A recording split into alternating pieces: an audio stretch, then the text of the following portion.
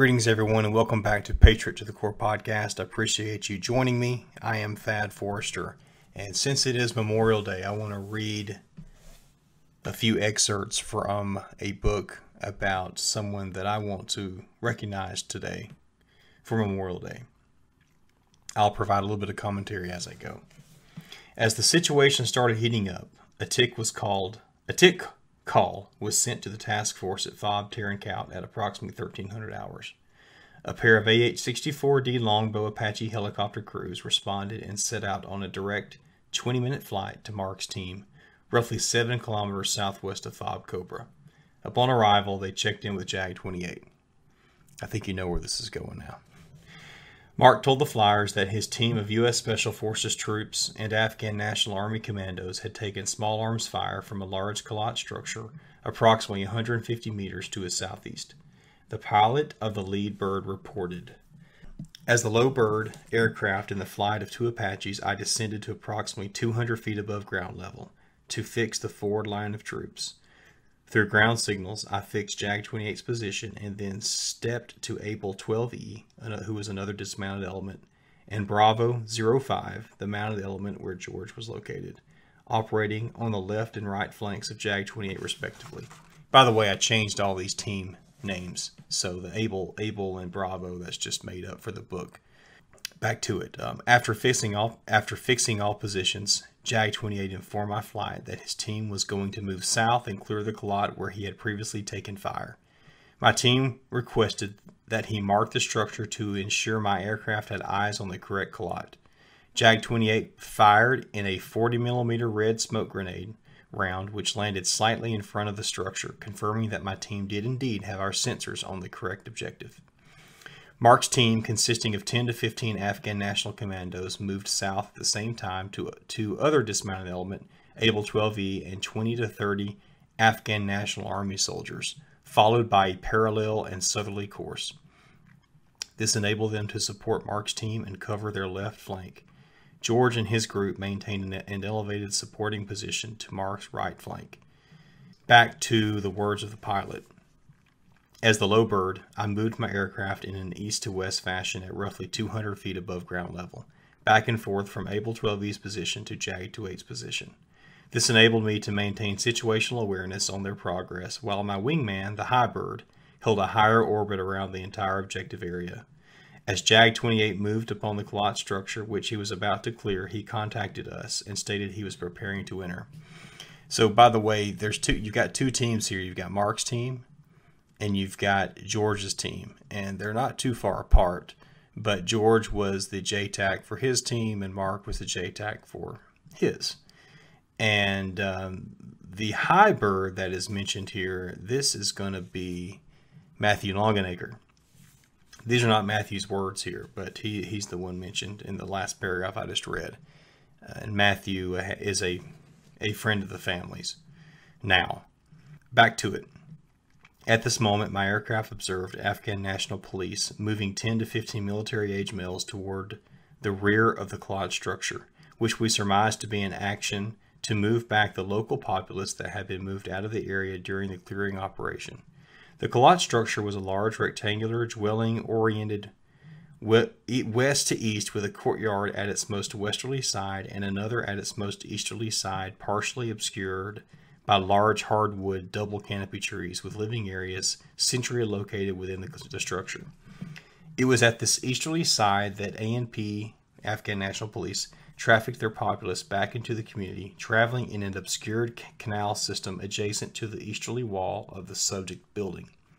As these personnel traveled under the vegetation outside of the easterly wall of the Kalat system, Jag-28's team entered the westerly side. As I observed this action, I had completed my orbit and was moving toward Able 12E's position as he entered the heavily populated Kalat system, also obscured by double canopy vegetation. It was as I flew over Able 12E's position that Jag-28 called out, 'Shots fired,' inside the Kalat, and he had a man down. I immediately moved to Jag-28's position with a 3 to 4 second time of flight and descended to 130 feet above ground level, holding a tight left orbit around the structure so as to be prepared to observe and engage the enemy as directed by Jag-28. By the way, So to think of this now, the pilot is 130 feet above ground level now. He's in an Apache. He knows Mark by his call sign, not his name. So he knows him as Jag-28 or Jag-28. Back to it. Upon my first turn around the structure, roughly 10 seconds after the call of shots fired, A&A commandos exited back out of the westerly doorway where they had originally entered, dragging a dead A&A soldier by his feet, then lying him in front of the doorway. And this pilot, who did not want his name mentioned in the book because he didn't want any recognition, he's watching this with his naked eye. He's that low. He continues, at this time, the A&A soldiers began firing into the Kalat structure adjacent to the objective building with small arms and rocket-propelled grenades. As I continued the left orbit around the Kalat, numerous military-age males, upon hearing the weapons fire, fled from under the vegetation on the easterly side of the structure where the ANP had led them. Communications between my front seater and our sister ship were taking place throughout this sequence of events, ensuring both aircraft were situational aware. After making numerous left orbits, Jag-28 made a curt radio call stating that he had a second man down, was taking fire, and rounds were impacting all around him. Alarmed, I descended further to ascertain his location, holding a very tight circle around the structure. It was at this time that I was surprised to see Jag-28 emerge from the easternmost portion of the living quarters into the open courtyard, slightly in front of the large double canopy vegetation that overhung the wall and part of the courtyard. My front seater and I assumed that Jag-28 and his team were still in the westerly entrance with the A&A commandos. It became obvious that Jag-28 and others had continued farther through the structure in pursuit of the insurgents who had killed the A&A commando. However, no call had been placed to our aircraft from Jag-28 stating this fact. As I came around and achieved eyes on Jag-28, he made his call of taking fire and rounds impacting all around him. I observed him advancing from the cover of the living quarters, out of the doorway and towards the double canopy area of the courtyard, crouching with his weapon up, firing and advancing. As he continued to move forward, I could see the recoil of his rifle buckling, his shoulder back, and the muzzle flashes from the barrel. So he sees Mark moving forward. He's in an aggressive stance, crouched a little bit, firing his weapon. The pilot can see his shoulder being kicked by the rifle, the recoil of the rifle, and can see the muzzle flashes from the barrel. My front seater and I instantly looked forward to the direction of his fire and attempted to see where his rounds were impacting under the tree line, which was a distance of about 20 to 25 meters. Unable to observe the enemy, I looked back at Jag-28 and began to observe rounds impacting to the left and right at his feet and the wall around him. As the insurgent rounds impacted, Jag-28 continued to advance, firing his weapon at the enemy. I continued my left turn around the easterly side of the clot where his location was briefly obscured by the vegetation. As I cleared back around, I again obtained eyes on the courtyard and saw Jag-28 lying prostrate on his back with his weapon beside him.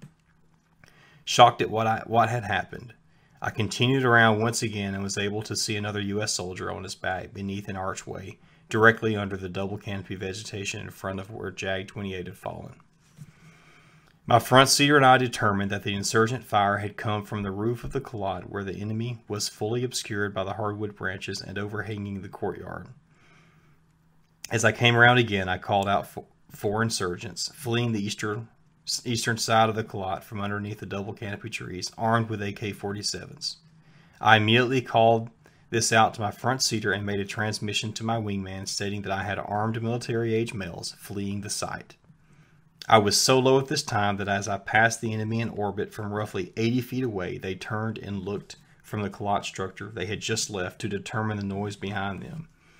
As they turned and looked at me, their mouths literally dropped open, realizing that we had observed them, and they began to run easterly along a narrow canal system. I was so close that we could not bring our 30mm cannon to bear. I then handed over the enemy and their position to my wingman, while my front seater requested from Jag-28 clearance to fire. We did this only because of the high human traffic behind the Colot system at the time of the shots fired, and we knew that JAG-28 would be able to positively identify the personnel who had engaged him. We received no response from JAG-28, and I continued to relay the insurgents' movements to my wingman, just before the insurgents were able to move into a nearby Colot structure. I gave my front seater permission to engage the enemy. Concurrently, my wingman picked up the impact of our rounds and engaged the enemy as well. Communication intercepts from the enemy determined that we killed 3 insurgents during the engagement. My flight was unable to re-establish communications with JAG-28 or anyone else within the compound. My front seater walked Able 12E onto JAG-28's position, and Bravo 05 departed his overwatch position and linked up at the compound. I then confirmed to Able 12E our ability to facilitate Medevac 9 line. He replied that JAG-28 was KIA. The insurgent sniper and his comrades did not leave Shah Mashad alive. At this point in the book is where I had the name of the terrorist who shot my brother Mark. At the request of one of my brothers, Joseph, did not think it was smart to put his name in here, so I pulled it before publication. Last paragraph.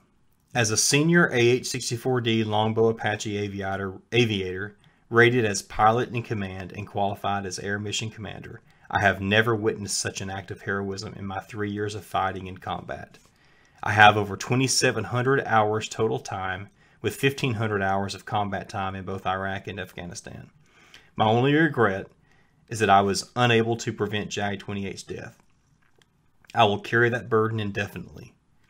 JAG-28 continued to advance on the enemy while taking intense enemy fire, and continuously fired his weapon in an attempt to get to his fallen teammate and destroy the enemy. I can only hope to live up to such an example.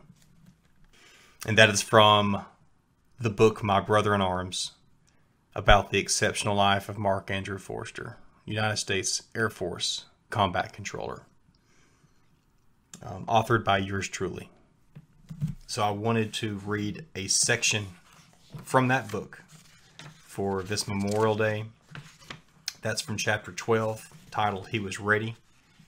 Talks about how he got the Silver Star in his last few moments on Earth, and the few people that were around to see exactly what happened. Thank you for listening to a few words about my brother Mark Forrester. We just recognized him and had one of our big fundraisers last weekend in Haleyville. We had the annual race and the walk. I of course took part in the walk because that's my baby, and it was incredible to see and just witness the people who were in a lot of discomfort and pain and still fight it out and finish the walk. Some people didn't. Some people maybe got a ride for part of it, but man, some of you folks, and some of them were young, some young kids too, that just walked and did not complain.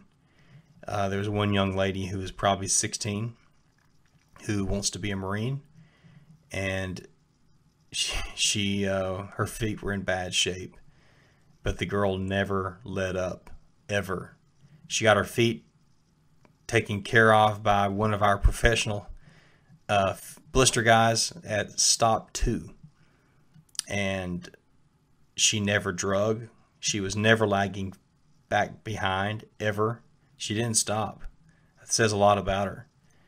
I don't know how she made it the next day at work, because I know she had to work, and it was a job. It's a job at a grocery store where she stands on her feet.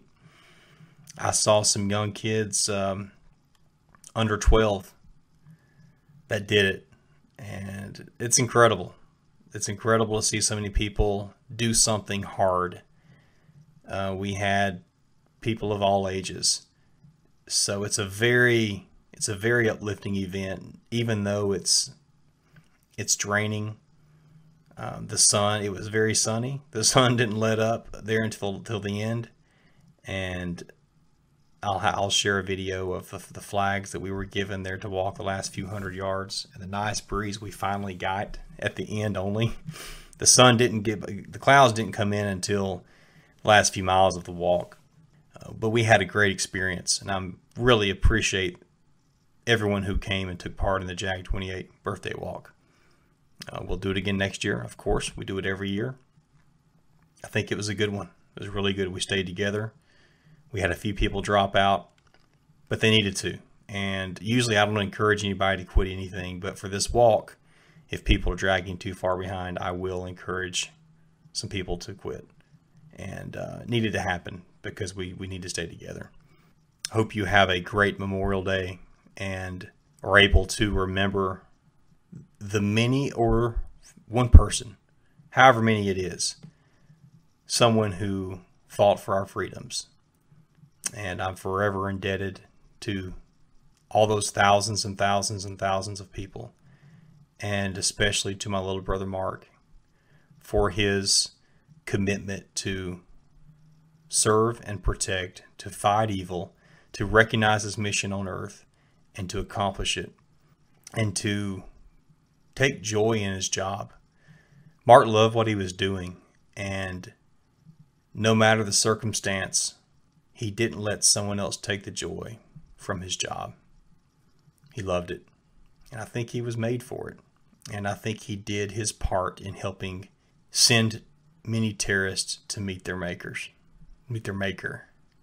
That's all I've got for today.